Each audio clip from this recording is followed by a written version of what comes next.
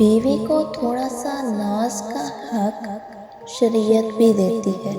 حضور اکرم صلی اللہ علیہ وآلہ وسلم فرماتے ہیں، اے عائشہ، جب تم مجھ سے روٹھ جاتی ہے تو میں سمجھتا ہوں کہ آج کل میری کائنات مجھ سے روٹھی ہوئی ہے۔ دیکھیں، اللہ کے پیار اور دو جہاں کے سرکار صلی اللہ علیہ وسلم اپنی بیوی کی ناراضگی پر ذرا خفا نہیں ہوتے، بلکہ ان کو مناتے تھے۔ بعض لوگ خود کو بیوی پر حاکم سمجھ لیتے ہیں، جو کہ سراسر ناجائز ہے۔ زندگی کی راہ میں میاں بیوی کو ایک دوسرے کا ہاتھ تھام کر ایسے سفر کرنا چاہیے کہ کہیں بھی ایک ٹھوکر سے گرنے لگے تو دوسرا آگے بڑھ کر تھام لے۔ وقت اور بیوی تنگ تو کرتی ہے، لیکن جب ساتھ دیتی ہے تو زندگی بدل دیتی ہے۔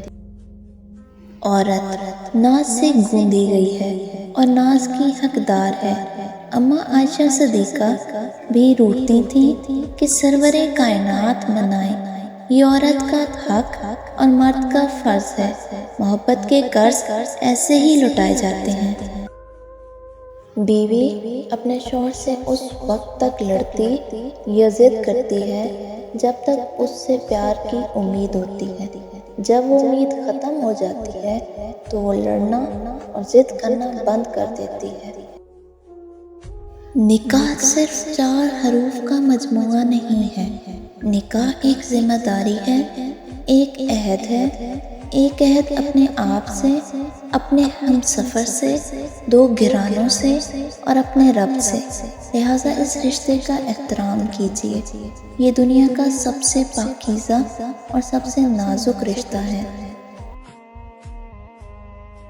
نبی کریم صلی اللہ علیہ وسلم کا فرمان ہے، جو شخص کسی کا گھر برباد کرے، شوہر کو بیوی کے خلاف اور بیوی کو شوہر کے خلاف اکسائے اور دونوں میں پھوٹ یا جدائی ڈالے، وہ ہم مسلمانوں میں سے نہیں۔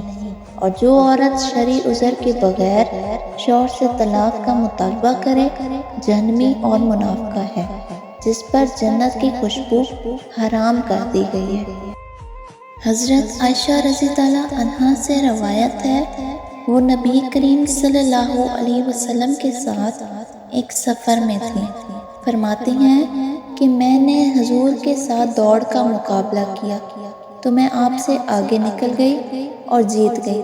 پھر جب میرا جسم ذرا بھاری ہو گیا تو ہمارا ایک اور مرتبہ مقابلہ ہوا، مگر اس بار آپ مجھ سے جیت گئے۔